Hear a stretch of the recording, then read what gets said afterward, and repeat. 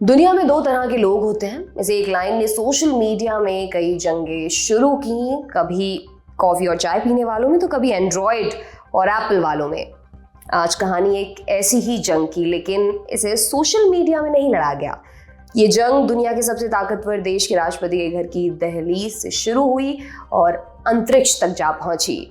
ये जंग थी शक्कर घुले पानी की बोतल पर चस्पा दो नामों के बीच।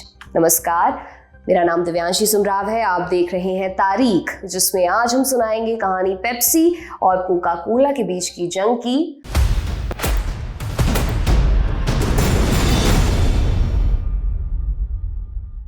तो दोनों कंपनियों की शुरुआत को तकरीबन 100 साल से ज़्यादा हो चुके हैं, लेकिन दोनों के बीच असली जंग शुरू हुई 1970 के दशक में। ये जंग लड़ी गई लोगों के ड्राइंग रूम्स में, टीवी पर। पहला वार पेप्सी ने किया। उन्होंने पेप्सी चैलेंज नाम का एक कैंपेन चलाया। विज्ञापन में आंख पर पट्टी बांधे ग्राहकों के सामने पेप्सी और कोका कोला रखी जाती, उनसे दोनों को टेस्ट करने के लिए कहा जाता और अधिकतर लोग पेप्सी को प्रेफर करते। ये कैंपेन हिट रहा और इसने बाजार में पेप्सी को काफी फेमस कर दिया। अब बारी कोका कोला की थी। जवाब में उन्होंने न्यू कोक नाम का एक प्रोडक्ट निकाला जो बुरी तरह फेल हुआ और कंपनी को इसे बंद कर वही पुरानी कोका कोला वापस लानी पड़ी। पेप्सी ने इस जीत का जश्न अपने कर्मचारियों को 5 दिन की छुट्टी देकर मनाया। इस दौरान पेप्सी मार्केटिंग में नित नए प्रयोग करती रही और लगातार सफल होती रही। उनकी मार्केटिंग का खास बिंदु था उनके ब्रांड लोगो का नीला लाल सफेद रंग, जो लोगों को अमेरिकी झंडे की याद दिलाता था।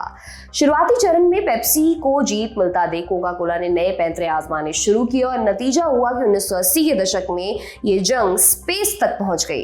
साल 1985 की बात है। अमेरिकी स्पेस एजेंसी नासा उस साल एक नया स्पेस शटल लॉन्च करने वाली थी। अंतरिक्ष पर वर्चस्व की रेस काफी पुरानी थी, जिसमें अब तक अमेरिका और सोवियत संघ आमने सामने थे। लेकिन 1985 में नासा के लॉन्च से ठीक पहले दुनिया ने एक नई जंग देखी, कोका कोला और पेप्सी की जंग। लड़ाई की वजह क्या थी? होड़ थी कि कौन सी कोल्ड ड्रिंक स्पेस में पहले जाएगी। दोनों का दावा था कि उन्होंने अपने ड्रिंक में ऐसे बदलाव किए हैं कि उसे अब 0 ग्रेविटी में भी पिया जा सकेगा। कोक के अनुसार इसके लिए उसने 2.5 लाख अमेरिकी डॉलर खर्च किए थे। वहीं पेप्सी का कहना था कि उनके 1.5 करोड़ डॉलर खर्च हुए हैं। तो अंत में रेस का नतीजा क्या निकला? 0, सिफर, नील बटे सन्नाटा। अंतरिक्ष यात्रियों ने दोनों ही कोल्ड ड्रिंक्स को स्पेस में ले जाने से इनकार कर दिया। अंतरिक्ष की दहलीज तो दोनों ब्रांड नहीं फान पाए, लेकिन एक दूसरी दहलीज तक दोनों के कदम पहुंचे। अमेरिकी राष्ट्रपति के घर, व्हाइट हाउस की दहलीज। स्पेस रेस के दौरान तत्कालीन राष्ट्रपति रोनाल्ड रीगन ने कोका कोला का समर्थन किया था। वजह 1984 में हुए चुनाव में कोका कोला ने रीगन का समर्थन किया और उनके कैंपेन को पैसे भी दिए। रीगन से पूर्व राष्ट्रपति जिमी कार्टर का भी यही हाल था। अपनी चुनावी सभाओं के लिए वे कोका कोला कंपनी के विमान का इस्तेमाल करते थे। इस जंग की गंभीरता को ऐसे समझिए कि एक बार जिमी कार्टर ने व्हाइट हाउस के किसी कर्मचारी को पेप्सी पीते हुए देख लिया। इसके बाद जब तक वो राष्ट्रपति रहे, उन्हें पेप्सी को व्हाइट हाउस में एंटर तक नहीं होने दिया। कहानी पीछे एक और राष्ट्रपति तक भी जाती है। 70 के दशक में राष्ट्रपति रहे रिचर्ड निक्सन पेप्सी के मुरीद थे, इस कदर कि उन्होंने सोवियत संघ के प्रमुख निकिता ख्रुश्चेव को भी इसका दीवाना बना दिया और पेप्सी सोवियत संघ तक पहुंच गई। अब सुनिए कोल्ड ड्रिंक्स की इस जंग का वो किस्सा जब बात अदालत तक पहुंच गई थी। साल 1996 की बात है। उस साल पेप्सी ने एक नया कैंपेन शुरू किया। इस कैंपेन में पेप्सी खरीदने पर आपको कुछ पॉइंट्स मिलते थे, जिन्हें इकट्ठा करके आप टी-शर्ट और सनग्लासेस जैसी चीजें जीत सकते थे। जैसा कि आमतौर पर ऐसे विज्ञापनों में होता है, इसमें दिखाया गया कि आप जेट विमान भी जीत सकते हैं, बशर्ते आपके पास 70 लाख पॉइंट्स हो। कंपनी तो विज्ञापन देकर भूल गई, लेकिन एक आदमी ने इस बात को बेहद सीरियसली ले लिया। 21 साल के जॉन लेनर्ड उस समय बिजनेस की पढ़ाई कर रहे थे। उन्होंने हिसाब लगाया 70 लाख पॉइंट्स के लिए उन्हें 7 लाख डॉलर खर्च करने होंगे, जबकि जेट विमान की कीमत 3 करोड़ 70 लाख डॉलर थी। उन्होंने 5 निवेशकों की मदद से पैसे जुटाकर कंपनी के पास चेक भेजकर कहा, लाओ हमारा जेट। पेप्सी ने कहते हुए इनकार कर दिया कि विज्ञापन में ये बात बस उसे चुटीला बनाने के लिए जोड़ी गई थी और असली जेट मिलने जैसी कोई स्कीम थी ही नहीं। बस फिर क्या था, लेनर्ड मामले को लेकर अदालत पहुंच गए।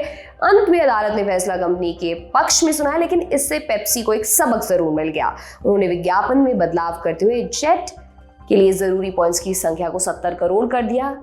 एक दिलचस्प बात यह भी जानिए कि इस केस में लेनर्ड की तरफ से जिस वकील ने मुकदमा लड़ा था, उनका नाम माइकल एवेनाटी था। ये वही एवेनाटी हैं जो हाल ही में पूर्व अमेरिकी राष्ट्रपति डोनाल्ड ट्रंप के खिलाफ मुकदमे में पॉर्न स्टार स्टॉर्मी डैनियल्स की तरफ से पेश हुए थे।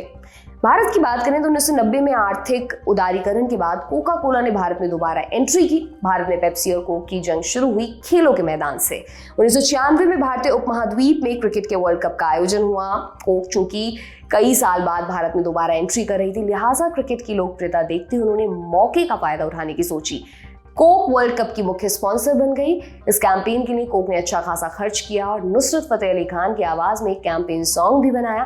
पेप्सी भी हालांकि पीछे नहीं थी, उन्होंने हर मैच में जमकर अपने विज्ञापन दिखाए। विज्ञापन की टैगलाइन थी नथिंग ऑफिशियल अबाउट इट, जो आधिकारिक स्पॉन्सर कोका कोला पर एक तंज था। इन विज्ञापनों में क्रिकेटर्स को आधिकारिक ड्रिंक पर पेप्सी को तरजीह देते हुए दिखाया गया था। इसके बाद ये लड़ाई पहुंची अगली सदी में। उस दौर के पेप्सी और कोक के एड शायद आपको याद होंगे। पेप्सी जहां सचिन और शाहरुख की शोहरत को बना रही थी, वहां कोका कोला ने आमिर खान को अपना चेहरा बनाया था। आमिर का ठंडा मतलब कोका कोला बहुत ही हिट हुआ था और बाद में जब कोक ने 5 रुपए वाली छोटी बोतल रिलीज की तो आमिर ने इसके कई दिलचस्प विज्ञापन किए थे जो आज भी यूट्यूब पर देखे जाते हैं। अब जानिए इस लड़ाई का नतीजा क्या रहा। मैं इस कोल्ड ड्रिंक की बात करें तो तमाम लड़ाइयों के बाद वर्तमान में कोका कोला ने पेप्सी को मात दे दी है। कोल्ड ड्रिंक्स के मार्केट में कोका कोला का 48% हिस्सा है, वहीं पेप्सी 20% के हिस्सेदार है। हालांकि इस आंकड़े में एक पेच है। कोल्ड ड्रिंक्स की लड़ाई में चाहे पेप्सी हारी हो, लेकिन मुनाफे के खेल में नहीं। 2006 में पेप्सी की कमान भारतीय मूल की इंदिरा नूई ने संभाल ली थी। नूई जानती थी कि लोगों के जागरूक होने के साथ कोल्ड ड्रिंक्स का मार्केट कमजोर होता जाएगा, इसलिए उन्होंने जूस, बोतल बंद पानी, आलू चिप्स आदि में निवेश किया। आज पेप्सी की कमाई कोल्ड ड्रिंक के बजाय इन उत्पादों से ज्यादा होती है। दोनों कंपनियां आज भी एक दूसरे को टक्कर दे रही हैं और दोनों का माल खूब खरीदा बेचा जा रहा है। अंत में समझिए कि आगे इन कंपनियों से चाहे जो जीते, एक बात सच है, इसे अमेरिका की खूबी कही है कारस्तानी, लेकिन उसने पूरी दुनिया को बोतल में बंद शक्कर के पानी का दीवाना बना दिया। इस कदर दीवाना कि पूरी दुनिया में मात्र 2 देश हैं जिनमें कोका कोला नहीं मिलती, नॉर्थ कोरिया और क्यूबा। इसी के साथ आज का एपिसोड यहीं समाप्त करते हैं। ये तमाम जानकारी आपके लिए लेकर आए थे हमारे साथी कमल भट्ट। अब मुलाकात होगी कल। देखते रहिए दी लल्लन टॉप। बहुत बहुत शुक्रिया।